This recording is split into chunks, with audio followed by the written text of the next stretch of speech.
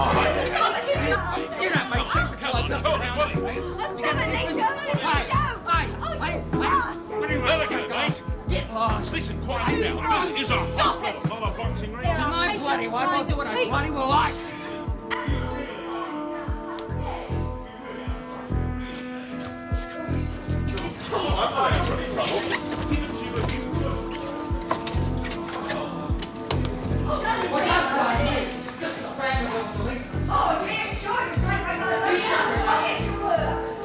Okay, Duchess, let's go. I'll stay. You go get security.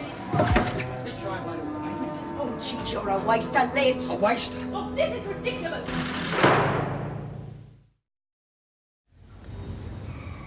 The Minister will see you now, Miss Ferguson.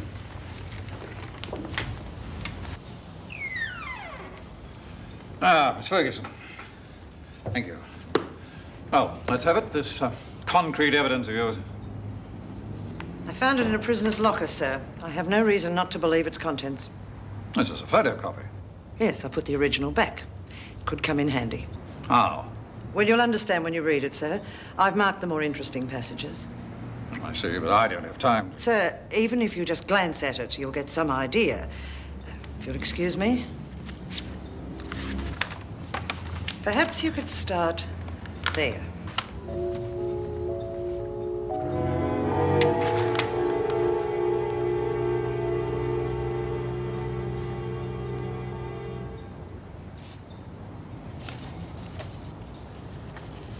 You can vouch for the authenticity of this diary? I found it myself, sir, in Nancy McCormick's cell. McCormick? She's on remand, murdered her husband. Ah, yes, I remember it in the papers. What sort of a woman is she? Oh, she's as trustworthy as anyone in there. Middle class, fairly decent. Quite different to a lot of them. And quite possibly a murderess. I'm not trying to whitewash her, sir. But I do believe that we can take anything she says as truth. Of course, you can always have her handwriting verified if you don't trust me. Oh, I don't think that'll be necessary. What I want to know is why you're here. I don't understand, sir. I thought that would have been obvious. I'm not naive, Miss Ferguson. I read your file before you arrived. I want to know what your personal motives are. Well, sir, I am finding it increasingly difficult to sit back and watch what's going on. Well, first there was the fiasco with Bob Moran, and now this business with Ryan. And there's no telling what embarrassment his thesis will cause the department. And, of course, the rash of escapes we've had lately. Oh, I was dissatisfied before, sir, without reading that. Scotch whiskey and tennis balls thrown over the fence, cocaine being smuggled in. The place is a security disaster area. You're one of the officers. Surely you're condemning yourself? If anyone there had listened to me, sir, I would be inclined to agree with you, because I warned them about Ryan and Moran, and I have consistently argued that security be stepped up with extra patrols. With respect, sir, I hardly feel that I can be blamed, even partly. And who would you blame? Well, Mrs. Reynolds is a good governor, but... Oh, don't beat around the bush. Come on, out with it. All right. Mrs. Reynolds could be a good governor, sir, if she had a strong deputy.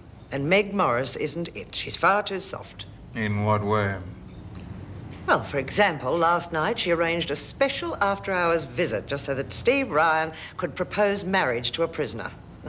That for someone who had just discredited and embarrassed the department. And you obviously feel you're the answer. I only want what's best for Wentworth. And I believe, sir, that that is with me as Deputy Governor.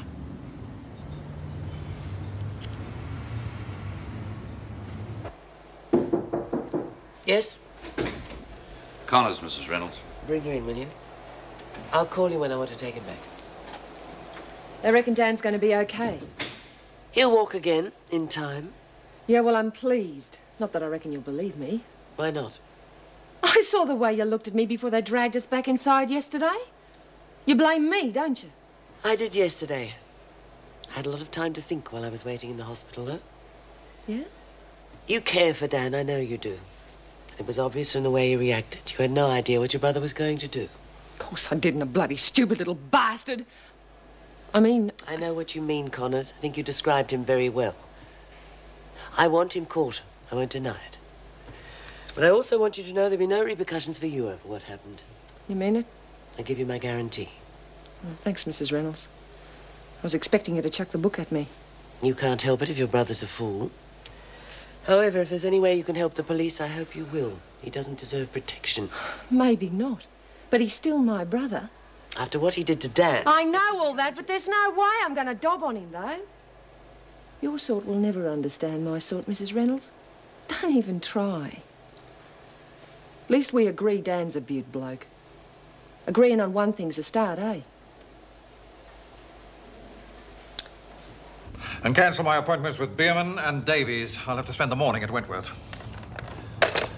You on duty this morning? Yes, sir, in about an hour. Good.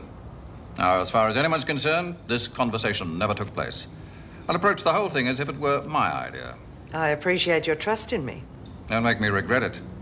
You've some blemishes on your record. If you don't get results, I'll use them to make sure you're demoted just as quickly. There could be a problem with Meg Morris, sir. It's just a warning. I'll handle those when and if they arise. Been getting a lot of press flack about lack of security lately, and Wentworth's top of the list. If you can help me resolve that situation, your future's going to be very rosy, Miss Ferguson.